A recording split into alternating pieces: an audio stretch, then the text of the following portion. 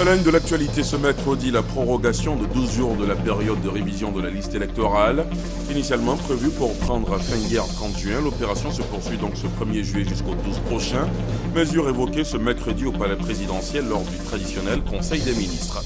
Après-demain s'ouvre ici à Abidjan la 6e conférence des ministres en charge de l'emploi et de la formation professionnelle de l'espace UEMOA. En prélude à la rencontre, les experts pays des 8 États membres de l'espace se sont réunis aujourd'hui pour préparer l'événement. Le ministre d'État, ministre de l'Intérieur et de la Sécurité a échangé cet après-midi avec les populations des régions qui composent le district du Woroba, à savoir le Bafing, le Béré et le Worodougou. Au centre des échanges, les préparatifs de la prochaine visite d'État du président de la République dans la région. Et puis, à l'étranger, l'Égypte, de violents affrontements entre des membres de l'EI et l'armée égyptienne ont eu lieu aujourd'hui dans le Sinaï. Selon un premier bilan de l'armée, les attentats ont fait au moins 70 morts parmi les soldats et civils. 38 terroristes ont également été tués. Voilà pour le sommaire, c'est l'heure de la grande édition. Bonsoir à tous, bienvenue. À suivre ce soir également, EcoPlus, un sujet consacré aux réflexions autour d'un modèle financier africain pour booster les petites et moyennes entreprises. Sujet important quand on sait que dans la région, plus de 70% des PME accèdent difficilement au financement bancaire, notamment au crédit à moyen et long terme. Toute la substance de cette thématique dans EcoPlus sera dans un quart d'heure. Tout d'abord, direction le palais présidentiel. Un conseil des ministres s'y est tenu aujourd'hui. Le Conseil s'est notamment prononcé sur la prorogation de 12 jours de la période de révision de la liste électorale. Initialement prévue pour prendre fin hier, 30 juin, l'opération se poursuit donc ce 1er juillet jusqu'au 12 prochain. Il a également été question de transformation plus poussée du cacao en Côte d'Ivoire. Jérôme Kofi Aboulin. 12 jours de plus sur la période de la révision de la liste électorale. Une prolongation pour permettre à ceux qui ne figurent pas encore sur cette liste en vue des prochaines échéances électorales de le faire. C'est l'une des mesures prises par le Conseil des ministres ce mercredi 1er juillet 2015. Sur proposition de la Commission électorale indépendante, et pour donner une nouvelle chance à tous les Ivoiriens qui n'ont pas encore fait de se faire enrôler, le Conseil a pris acte de la prolongation de la période de révision de la liste électorale de 12 jours à compter du 30 juin 2015. Une autre préoccupation du Conseil, il s'agit de la transformation du cacao en Côte d'Ivoire. L'objectif du gouvernement, si l'on en croit le Conseil, est d'arriver à transformer 50% du cacao, soit un peu plus de 800 000 tonnes de production. Des réformes ont été engagées, là aussi par le gouvernement, depuis 2011 pour relancer la production et l'investissement dans le secteur de la transformation, qui ont permis de passer de 361 000 tonnes au cours de la campagne 2010-2011 à 519 000 tonnes pour la campagne 2013-2014. Mais l'objectif du gouvernement, c'est d'atteindre 50% du cacao transformé en Côte d'Ivoire. Soit, si nous prenons les chiffres actuels, une production de l'ordre de 850 000 tonnes. Le Conseil a également pris une mesure de défiscalisation partielle du matériel informatique, notamment des ordinateurs et des tablettes. Mesure qui s'inscrit dans le cadre de la politique gouvernementale, à savoir un citoyen, un ordinateur. Le chef de l'État a apporté sa caution au projet Un citoyen, un ordinateur, une connexion Internet. Et il s'agit, par cette décision, de faciliter donc l'accès à l'équipement terminal aux populations. Le Conseil, avant de prendre congé, n'a pas manqué de parler de la Journée nationale de l'excellence. Pour 2015, ce sont 78 prix d'excellence qui seront attribués. Le nombre de prix cette année, comparé à celui de l'année dernière, a été revu à la hausse. Sur place au palais présidentiel, après ce Conseil des ministres, le chef de l'État s'est entretenu tour à tour avec la représentante spéciale du secrétaire général de l'ONU en Côte d'Ivoire et l'artiste chanteur de renommée mondiale Akon. Avec la responsable de l'ONUCI, il a été question de la prolongation du mandat de l'ONUCI jusqu'au 30 juin 2016. Le chanteur américain Akon, lui, est allé présenter son projet Akon Lighting Africa, un projet d'énergie solaire en Afrique. Jérôme Kofi Aboulin. Akon Lighting Africa, un projet d'énergie solaire en Afrique à l'actif de l'artiste chanteur Akon. Le célèbre chanteur américain d'origine sénégalaise a l'intention de mener ce projet en Côte d'Ivoire et apporter ainsi sa contribution à la politique de création d'emplois pour les jeunes prônée par le gouvernement ivoirien.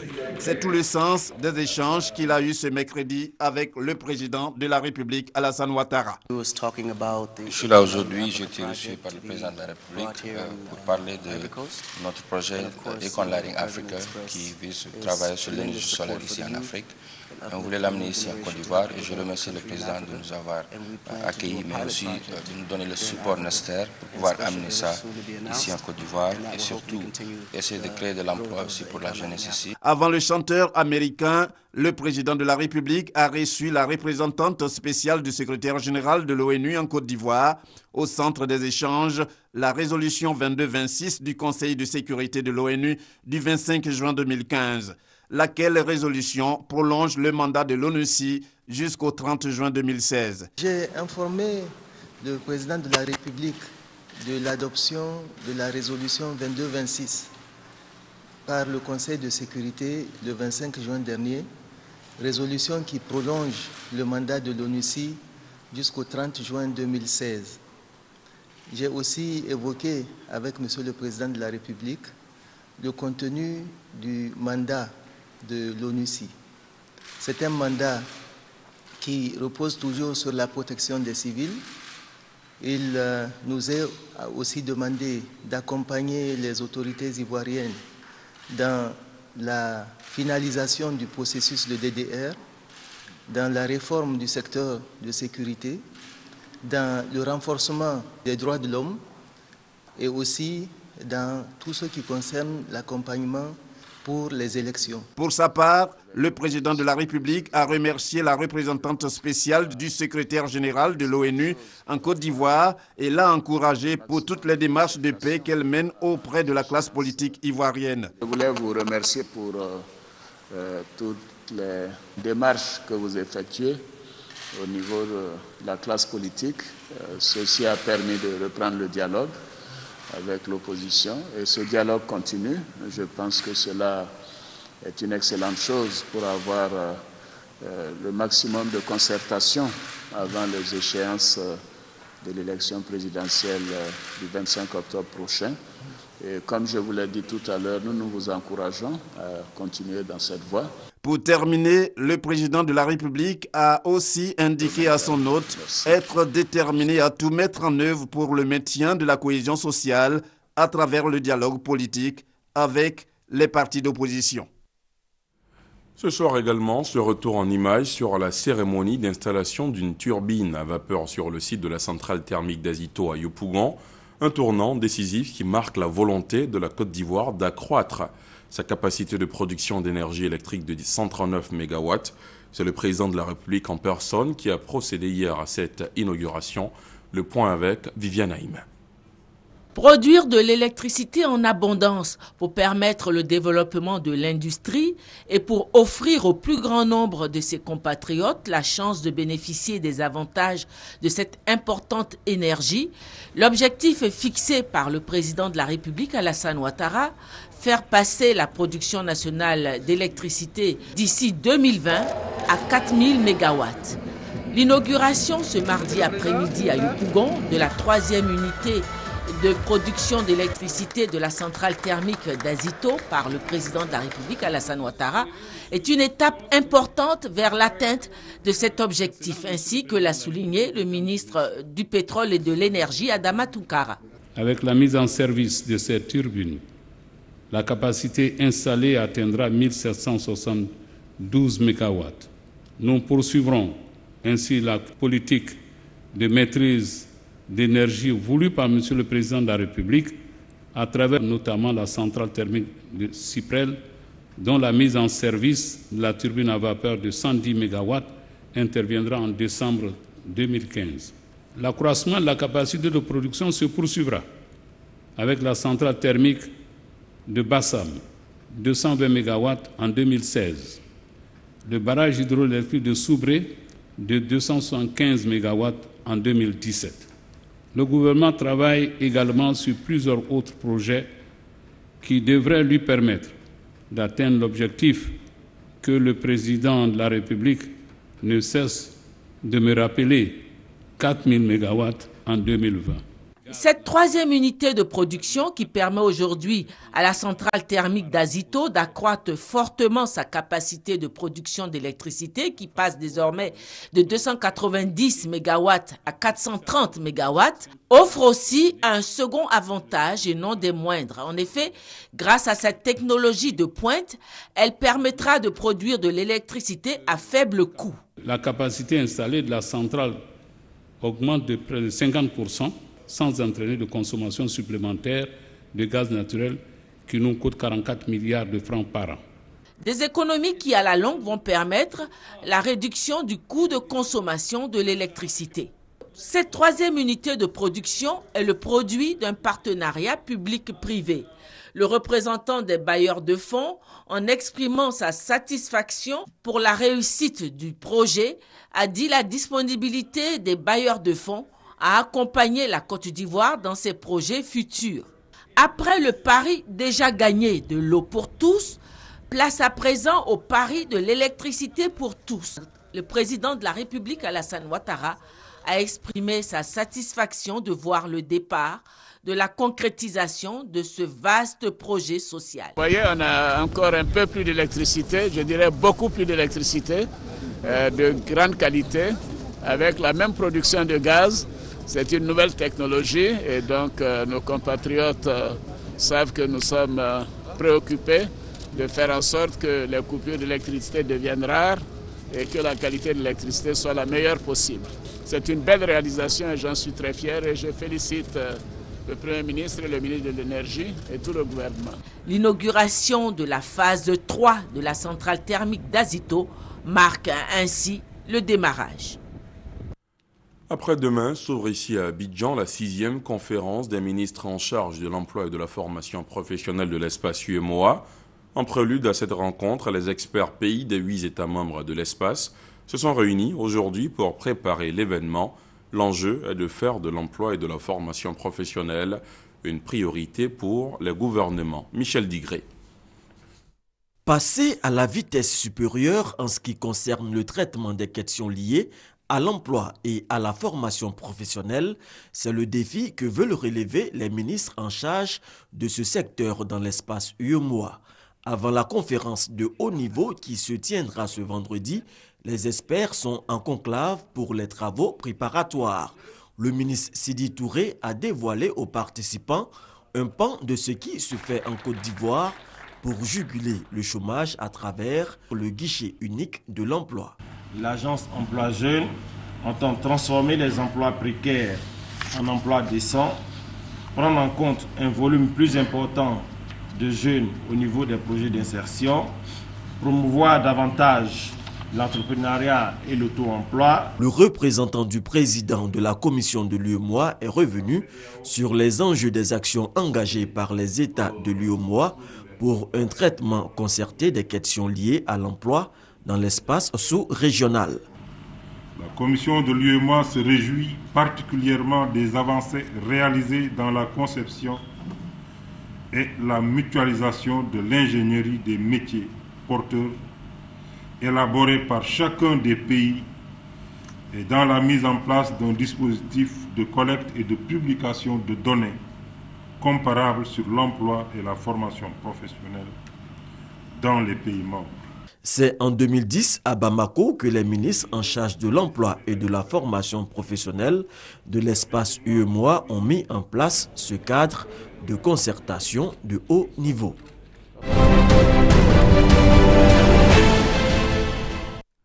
Ce soir, EcoPlus est consacré aux réflexions autour de modèles financiers africains pour booster les petites et moyennes entreprises. Sujet important quand on sait que dans la région, plus de 70% des PME accèdent difficilement au financement bancaire, notamment au crédit à moyen et long terme. Toute la partie subsaharienne de l'Afrique est touchée par ce constat et pourtant, experts de la finance et gouvernance s'accordent à dire que le développement économique du continent passe par la compétitivité des PME, d'où la nécessité de mettre en place un modèle financier africain, une alternative au financement bancaire classique en quelque sorte. Toute la substance de ce sujet dans ce dossier EcoPlus signé Jean-Jacques Ouaméala. Herman Boussou est patron d'une entreprise multiservice à Abidjan. Pour lancer ses activités, il a sollicité le soutien financier de sa banque en vain. En 2012 déjà, on avait déjà déposé un dossier pour avoir un prêt, puisqu'on avait eu un appel d'offres d'une grande entreprise de la place où on avait besoin de financement. Avec mon collaborateur, on a monté le projet, mais malheureusement, ils nous ont dit qu'il fallait une garantie. Ce qu'ils ne nous avaient pas demandé au départ, une garantie qui va comporter soit une hypothèque, ou bien un aval, ou bien une caution, Mais où on va trouver ça? Une jeune entreprise qui vient de démarrer. Jean-Marc Mélagne, opérateur économique, lui a eu plus de chance avec sa banque. J'avais déjà du matériel, je voulais évoluer, j'ai eu un petit crédit. Je suis allé dans une microfinance. Ils ne m'ont pas donné la totalité de ce que je voulais. Mais j'ai dit, bon, je vais prendre quand même le crédit, puis je vais essayer de forcer. Fortune diverse, donc pour ces deux entrepreneurs. Mais une chose est sûre, trouver un financement bancaire pour entrer dans le monde des affaires demeure l'obstacle majeur à franchir pour les promoteurs de PME, petites et moyennes entreprises. Malgré les critiques récurrentes portées à leur encontre à ce sujet, les banquiers maintiennent leur position. Il faut que nos PME-PMI se mettent à niveau. Les banques aussi doivent être un peu plus innovantes dans le type de financement qu'elles proposent aux PME-PMI, mais les PME-PMI doivent, les promoteurs et notamment les organisations patronales doivent travailler à mettre à niveau en termes de management, en termes de stratégie, en termes même de la gouvernance dans les entreprises. Il faut que les PME-PMI acquièrent une culture de transparence financière. Des conditions aux allures de réticence, difficile alors de prédire pour demain l'amélioration de l'accès au financement bancaire. En Afrique subsaharienne, ce facteur constitue la contrainte majeure à la croissance des PME. Selon une étude réalisée en 2013 par la Société financière internationale SFI, seulement 22% des PME arrivent à contracter des prêts bancaires. Pourtant, les spécialistes sont unanimes, les PME ont la capacité de porter le développement économique des États africains. À leur question, un modèle financier africain ne serait-il pas opportun? Cette préoccupation était au cœur du deuxième forum international de la finance en Afrique subsaharienne, tenu à Abidjan du 15 au 17 juin dernier. Au niveau du modèle financier que nous avons aujourd'hui, qu'il est parfois très empreint de certaines, on va dire, pratiques occidentales qui ne sont pas mauvaises, mais qui sont des pratiques, on va dire, qui datent d'il y a 30 années inculquées par les Occidentaux. Et nous souhaitons justement que maintenant ce modèle soit réajusté de telle sorte qu'il puisse prendre en compte les problématiques financières, les habitudes, les coutumes des populations locales. Qui dit inclusion financière dit d'une certaine façon financement des PME. Parce que c'est l'inclusion financière des populations qui va favoriser dans une certaine mesure la transformation de l'épargne non contractuelle en épargne contractuelle de long terme. Et donc cette épargne qui sera formalisée sera dirigée vers les investissements productifs de l'économie. Et donc on va favoriser justement le financement des petites et moyennes entreprises qui sont considérées comme le levier de la croissance durable et donc le levier de l'émergence. Pour atteindre ce levier de l'émergence, il faut booster le taux de bancarisation qui est en deçà de 15% en Afrique subsaharienne, développer le mobile banking, l'investissement en capital ou encore la finance islamique. Autant de mécanismes comme alternative au financement bancaire. Pour les experts, ce modèle financier africain souhaité doit être taillé sur mesure pour les PME. On a des banques, mais elles ne sont pas assez proches de la population. Donc il s'agit, en partenariat avec le gouvernement déjà, de construire des routes qui vont jusqu'aux villages les plus enclavés, pour y construire des guichets qui leur permettront d'être bancarisés. C'est le premier point. Le deuxième point, c'est qu'on a la chance d'avoir un mobile banking ou un mobile money très développé. Donc il s'agit aussi pour le gouvernement de développer l'accès aux services financiers à travers les différentes offres de téléphone. Autre solution au financement des PME, la notation financière, jusque-là décrite comme le fait des grandes entreprises. On sait que la notation est cet outil par excellence qui guide les investisseurs. Donc cet outil qui va permettre aux investisseurs d'avoir une visibilité sur les PME. Donc ce qui va permettre aux PME justement de pouvoir accéder à des financements. Nous voulons aujourd'hui faire de sorte que de plus en plus de PME remplissent les critères d'évaluation. Il y a des critères qui sont standards, mais qu'on essaie d'adapter aussi. C'est ça le rôle d'une notation financière africaine. Parce que l'idée, c'est d'adapter justement notre méthodologie à notre environnement. Au demeurant, ce ne sont pas les solutions qui manquent. Mais quand ce modèle financier pourrait-il prendre forme? Ça peut être pour la cette fin d'année. C'est juste une question de volonté. à la suite de ce forum, dans le mois qui suit, il y aura un livre blanc qui sera mis en ligne et qui sera diffusé auprès de tous les partenaires, de tous les financiers africains qui souhaiteront l'avoir et qui mettra justement en exergue les résolutions, les propositions qui ont été faites. Et à partir de là, nous sommes prêts, nous organisateurs, à travailler dessus et à accompagner ce projet pour qu'on puisse arriver en tout cas à un modèle financier qui corresponde aux attentes des promoteurs et des populations africaines. Le financement du tissu des PME retient les attentions. Preuve que le développement économique des États de l'Afrique subsaharienne en est tributaire. La solution, chaque État doit mettre en place un plan pour relancer ce secteur porteur de l'économie. C'était EcoPlus, un sujet proposé par le service économie de la rédaction. Je vous le disais en titre, le ministre d'État, ministre de l'Intérieur et de la Sécurité a échangé cet après-midi avec les populations des régions qui composent le district du Woroba, à savoir le Bafing, le Béré et le Worodougou. Au centre des échanges, les préparatifs de la prochaine visite d'État du président de la République dans la région. À l'occasion, Ahmed Bakayoko a demandé l'implication de tous les cadres et élus pour la réussite du séjour présidentiel dans la région. Abou Sanogo. C'est maintenant officiel. Le président de la République, Alassane Ouattara, effectuera une visite d'État dans les 3 grandes régions qui composent le district du Woroba, à savoir le Bafing, le Béré et le Worodougou, dans la période du 22 au 26 juillet prochain. L'annonce a été faite aux cadres, élus et populations de ce district par le ministre d'État, ministre de l'Intérieur et de la Sécurité Ahmed Bakayoko, fils de la région du Worodougou, à la salle Félix Houphouët-Boigny de l'hôtel du district du Plateau, Archicomble. Ce que je souhaite, c'est que dans notre région, nous puissions faire la preuve que nous pouvons organiser ensemble, avec la contribution de chacun. C'est une visite d'État. On ne doit exclure personne. Nous avons le devoir de relever un défi de mobilisation, un défi de communion, un défi de cohésion à nul autre pareil. Appel entendu par les filles et fils du Woroba. Dans le retour, la visite du chef de l'État sera une visite passionnelle. Nous allons avoir le grand bonheur de recevoir le président de la République chez nous le vendredi 24. Nous allons prier ensemble et ça, c'est une merveille. Je voudrais le rassurer de la parfaite mobilisation et de la grande fierté que la grande région du Woroba a à le recevoir sur cette terre.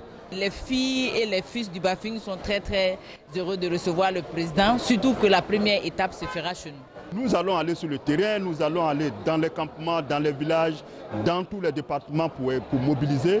Et vous verrez que dans le Béré, par exemple, vous allez avoir la démonstration de force. Le président de la République commencera sa visite à Touba le mercredi 22 juillet. Il sera le jeudi 23 juillet à Séguéla, le vendredi 24 juillet à Mankono, le samedi 25 juillet à Kani et le dimanche 27 juillet à Séguéla pour le meeting de clôture. En bref, je rappelle que la révision des listes électorales qui devait s'achever hier en vue de la présidentielle d'octobre en Côte d'Ivoire a été prolongée de 12 jours en raison d'une faible affluence enregistrée. L'opération des Nations Unies en Côte d'Ivoire, ONUCI, en collaboration avec la Commission électorale indépendante CEI, a organisé lundi une rencontre sectorielle avec la chefferie traditionnelle. Il s'est agi justement de demander à la chefferie auxiliaire de l'administration pour la réussite du processus électoral en cours en Côte d'Ivoire. Le point avec Thomas Guessambi. La chefferie traditionnelle dans les locaux de l'opération des Nations Unies en Côte d'Ivoire. La rencontre s'inscrit dans la plateforme d'échange instituée par l'opération pour assurer des élections apaisées. Aïcha Toumendaoudou, représentante spéciale du secrétaire général des Nations Unies, souhaite que ces hôtes du jour jouent un rôle pour le respect du jeu démocratique.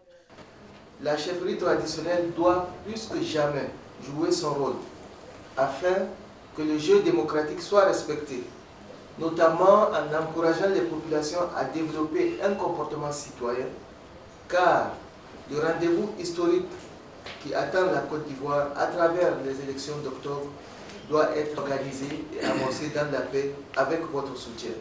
Premier responsable des élections, Youssouf Bakayoko n'en demande pas mieux. Abondant dans le même sens que l'ONUCI, le président de la CEI invite les rois et chefs traditionnels à l'accompagner, lui et son institution, dans le processus. Majesté, la Commission électorale indépendante souhaite ardemment que parviennent à nos compatriotes toutes les informations concernant les différentes étapes du processus électoral afin de contribuer au renforcement de la confiance de la population dans le processus et en assurer la crédibilité. Ce sont des rois et chefs traditionnels encore plus convaincus de la responsabilité qui est la leur dans le processus, qui prennent l'engagement de contribuer à son succès, mais en commençant à prendre une part active à l'opération de révision de la liste électorale 2010, une opération repoussée jusqu'au 12 juillet prochain pour permettre à un plus grand nombre d'Ivoiriens de se faire enrôler. Le président du mouvement des forces d'avenir MFA a procédé samedi à l'inauguration du nouveau siège du parti. Il est situé à Angré dans la commune de Cocody. Pour les militants de ce parti, ce siège vient à point nommé. Il permettra au MFA notamment de se réunir à nouveau en vue de reprendre les activités politiques. Koné Pargasoro. Situé à Angré dans la commune de Cocody, le nouveau siège du mouvement des forces d'avenir MFA, inauguré par le président de ce parti, Azumana Moutaye. Pour le président Azumana Moutaye, ce siège permettra aux militants de se réunir à nouveau en vue de reprendre les activités du parti. Depuis la date de notre congrès extraordinaire dernier, notre parti s'est vu régénérer, mais malheureusement, elle ne peut pas exercer ses activités quotidiennes faute de siège. C'est pourquoi c'est un jour hautement symbolique et mémorable pour nous. Parce qu'à partir d'aujourd'hui, nos activités vont pouvoir reprendre parce que nous avons un siège à nous. Saisissant l'occasion, le président du MFA a profité pour appeler au rassemblement et à l'union des militantes et militants du mouvement des forces d'avenir. Azumana Moutaye a également exhorté les militants de son parti à s'engager dans le processus de révision de la liste électorale. À partir du moment où nous avons intégré toutes les structures du RHDP et pour lesquelles nous sommes visibles, alors je vous demande de doubler d'efforts, de faire en sorte que tous nos militants puissent s'inscrire sur les listes électorales. Permettre aux candidats du RHDP Alassane Ouattara d'être élus dès le premier tour aux élections présidentielles prochaines. C'est aussi le message donné par le président du MFA aux militants. Le deuxième commandement que nous allons, engagement que nous avons pris et que nous devons respecter, c'est de faire en sorte que ces militants se mobilisent comme un seul homme le jour du vote pour aller porter M. Alassane Ouattara à la victoire. Une visite guidée des locaux du nouveau siège a permis au président du MFA de découvrir son bureau et les bureaux de ses différents collaborateurs. Visite qui a mis fin à cette cérémonie d'inauguration du nouveau siège du MFA.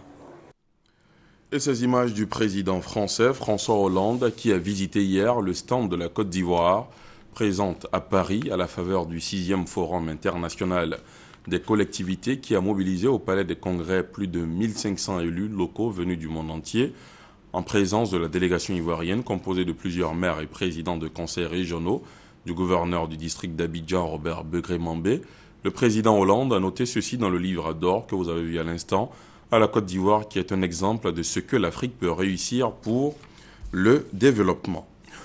Retour ici en Côte d'Ivoire avec ce car de 70 places qui a fait une sortie de route suite à une crevaison sur l'axe Touba-Odiéné. C'était jeudi dernier. Malheureusement, l'accident a causé 52 blessés, dont 2 graves et 18 morts. Une délégation du ministère des Transports s'est rendue à Odiéné pour s'informer sur les circonstances du drame et aussi apporter soutien et compassion aux victimes ainsi que leurs familles. Le commentaire de Moussa Konaté. La scène est tragique. Ce cas de 70 places en provenance d'Abidjan pour Odiéné s'est retrouvé dans la brousse suite à une crevaison sur l'axe Touba-Odiéné. 18 de ses occupants ont perdu la vie, 52 autres blessés, dont 2 graves conduits à Abidjan pour des soins. Informé, une délégation du ministère des Transports conduite par Désiré Aka Echoui, directeur général de l'Office de la sécurité routière, s'est rendue à Odiéné. Après une visite sur les lieux du drame, une rencontre avec les autorités de la ville pour s'enquérir des circonstances de l'accident. Ensuite, la délégation s'est rendue au centre hospitalier régional pour s'informer sur la situation des victimes. Le bilan est lourd et toute la population de la région a été véritablement touchée par ce drame. Nous avons vu tous les efforts qui ont été déployés à tous les niveaux, au niveau des responsables de la préfecture, au niveau des responsables des forces de l'ordre, notamment pour ce qui concerne l'évacuation des victimes à l'hôpital, et au niveau donc de l'hôpital, le personnel de l'hôpital qui a tout mis en œuvre pour que les blessés puissent être pris en charge rapidement et avec efficacité. La délégation du ministère des Transports a également rencontré les familles des personnes décédées pour leur apporter compassion. Une somme de plus de 2 millions de francs CFA a été offerte aux familles de toutes les victimes de cette tragédie. On termine à l'étranger en Égypte. De violents affrontements entre des membres de l'État islamique et l'armée égyptienne ont eu lieu aujourd'hui dans le Sinaï. Selon un premier bilan de l'armée, les attentats ont fait au moins 70 morts parmi les soldats et civils, et 38 terroristes ont également été tués. C'est la fin de ce journal. Merci de l'avoir suivi. Je vous souhaite de passer une excellente soirée sur la chaîne qui rassemble. Bonsoir.